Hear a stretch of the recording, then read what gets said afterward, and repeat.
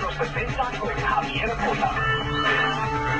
¿Qué tal, amigos? ¿Cómo están? Estamos aquí en una edición especial. Vamos a hablar toda la hora completa, los 60 minutos, autos 060 de autos eléctricos, híbridos, plug-ins, baterías, todo lo que tiene que ver con esta tecnología que nosotros creemos que es nueva, pero en realidad no lo es tanto. Así que prepárense porque vamos a hablar un poco de la historia de los autos eléctricos, vamos a hablar de los nuevos modelos, lo que son la Toyota, el Prius, el Chevy Volt, Nissan Leaf. Vamos a hablar del auto que está causando sensación en este momento, el Tesla Model S. Y vamos a hablar un poco también del futuro del auto. Y para eso, now we're going to switch back to English because we have our guest, which is an honor for me to have you here with us, Lindsay Brooks, Senior Editor of Automotive Engineer. How are you, Lindsay? I'm fine, Javier. Thanks so much for having me. No, it's my pleasure to have you here. And as I said in introduction in Spanish, we're going to talk all about electric cars. But before we start, let me make a little introduction about Lindsay, who is one of the main experts in the field. But let me explain how I came with this idea. We go to these trips, with media trips. We go and test drive cars. A lot of journalists come in and all that. And I hope I don't insult anybody, but this is true, and I think you're gonna second me on this, Lindsay. You go to these trips, and then you have dinners, and you have like a little bit of socializing before the presentation, before and after the presentations. And some people, some journalists, don't have too much of conversation. They talk about the car they're driving now, the car they're driving next, the trip they were last, and the trip they're going next. But then there's other people like Lindsay, who you might see, you have the luck to sit on the same dinner table, and even though in this occasion there was someone being between us, but you were listening to his voice and the things he was saying, the question he was asking, and I thought to myself, wow, this guy knows a lot. So that's how I came up with this idea, because it's really very interesting topic, and of course one of the top experts in the industry. Well, thank you so much, Javier. I mean, I've been a journalist for over 30 years and covering mostly advanced vehicle technologies for various magazines. And, of course, the SAE magazines published by the Society of Automotive Engineers, our readers are the people actually developing these hybrid and electric cars. So this topic, Javier, is kind of complimentary here, but this topic for me is kind of like drinking from the fire hose. I just love these topics, and I love this whole subject area of electrified vehicles.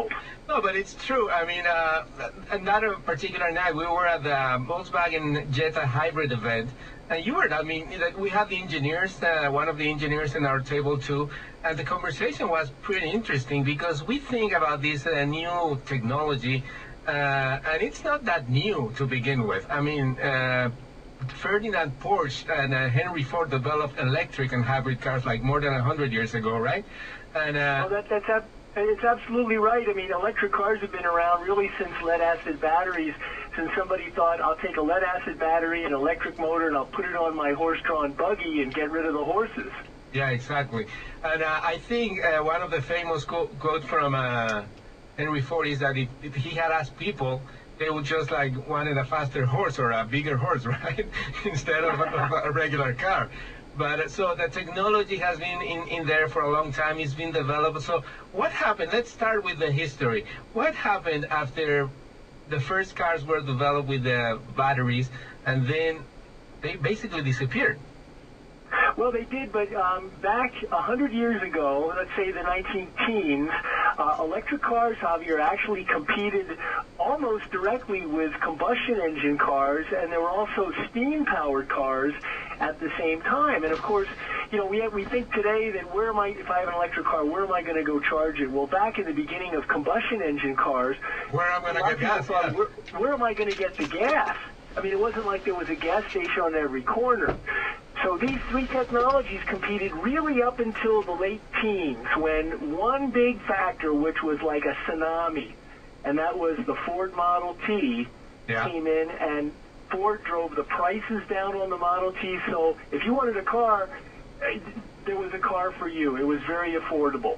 Yeah, and really it was the Model T that killed the growth of electric cars in the early days. And, you know, some cities, Detroit was one of them, but other cities were hardwired for electric car charging. There were charging stands, kind of like we have parking meters. Wow, and you go down the city street, if you owned a Detroit Electric or a Woods Electric or a Baker Electric, to name three popular electric cars, you drive down the street and say, there's a charging stand, and pull right up and plug your car in. And that's kind of where we're getting to today. Well, that's incredible because also in part of the history, Ford also worked with Thomas Alva Edison developing one of these cars, right?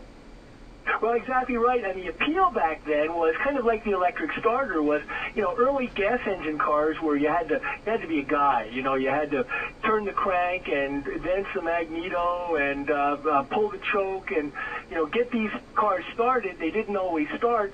Well, electric starters came in to make it easy for women to run combustion engine cars, but at the same time, there were electric cars, battery electrics, and the company sold these to professional people, to doctors, and also to ladies because they were quiet, they were smooth, there was no gas, there was no oil, there was no emissions. The same thing we're going to today. Yeah. I was remembering when you were mentioning about that they were selling only to men, but I believe that the wife of Carl Benz, who actually is the inventor of the car, most people think it's Henry Ford, but it's actually Carl Benz. In one trip, his wife drove it, and she stopped at the pharmacies to get more fuel for the car, and that was the way they did it back then. You said that they were in gas stations, so that was the first trip, the longest trip they did, thanks to that way of getting some fuel at the pharmacy, right? Well, that's right. They would go in, and I think you probably bought gasoline in a glass jar. You talk about a fire hazard or dangerous. Yeah, you would go in, and it wasn't like there was a gas station on the corner, so you'd say, where's the pharmacy? And go in and say, can I have a liter of gasoline? Yeah, imagine that today. A little bit also in that era, or maybe a little bit later, Porsche developed one hybrid car, the Samper Vibus. I remember they showed it, I believe it was in the New York Auto Show a couple of years ago, and I think they were celebrating the 100-year anniversary of that car. That was a fantastic car. So the hybrid electric car concept was also going on in that time, right? That's right, Javier. We can credit Dr. Porsche, the famous sports car guy, he was 23 years old. In 1898, he built the world's first electric car that had front-wheel drive.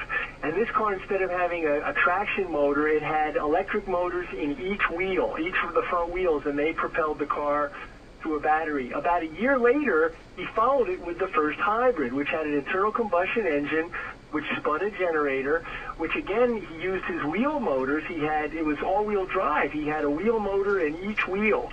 And this car, this hybrid car, in 1899, could travel about 40 miles on electric and gas power, which was a real big deal back then. Which is what the Volt can do nowadays, right? With only the electric battery, it's incredible, really. You're right. It's funny how things take a long time to progress, and sometimes 100 years later, it seems like you're really not any farther than you were. Yeah. So then they died. I mean, basically from the 20s on, they basically died, and there was all these conspiracy theories in the 70s and the 80s about GM producing electric cars, and they killed them because the oil companies didn't want the business to go out, and they're back now. Well, that's right, but there was a gap, and let's back forward, or let's go backwards a little bit.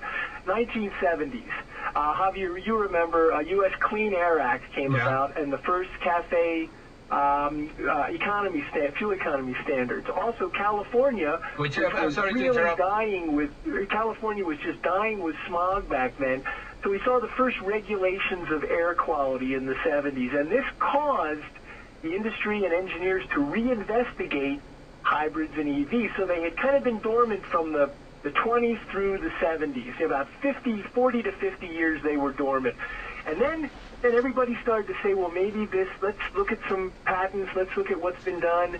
Maybe this could be one of the solutions. So that was the 70s. And then we got to the 90s, and we saw two things happen. One was cheap gasoline, and this caused the truck and the SUV boom to happen. I mean, gas was, as people used to say, cheaper than bottled water. Yeah.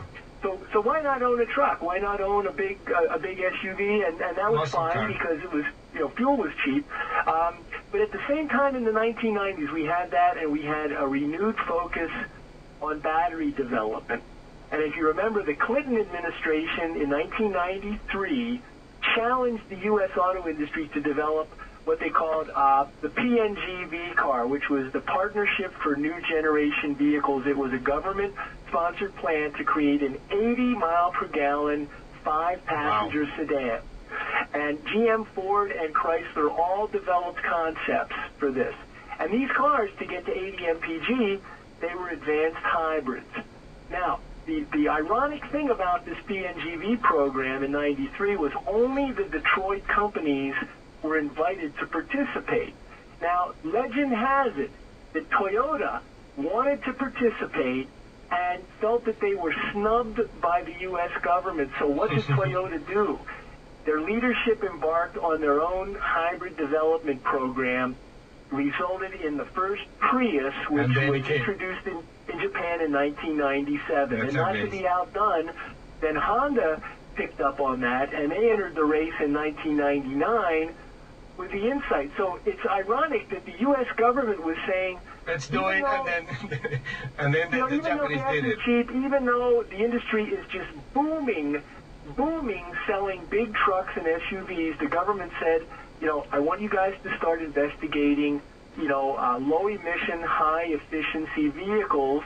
And the end result was that the main competitor, Toyota, got a lead on everybody else. I mean, I think that's one of the greatest ironies in the history of the industry. Yeah, amazing. And that's going to be the topic of our second segment, because believe it or not, we are already done with one segment of the show. And by the way, café doesn't stand for coffee, which is the word in Spanish. It stands for corporate average fuel economy. So just that. Right. So it's not coffee, it's coffee for cars, I guess, or something like that. So when we come back in the next segment, we're going to talk about the development of the Toyota Prius. We're going to talk about the Chevy Volt, the Nissan Leaf, and all the new cars that are coming in, because there's a lot now. The LA Auto Show is coming up, and they say it's going to be like 20, 25 new models that they're going to be showing there with all this new technology. So don't go away, Lisa. Please stay there, and we're going to talk about all the cars when we come back. Esto es Auto 060, aquí yo soy Javier Mota, acuérdense que nos pueden seguir en facebook.com Cristina Radio, y continuamos con nuestro show especial de autos eléctricos híbridos plug-in hybrids. Ya regresamos.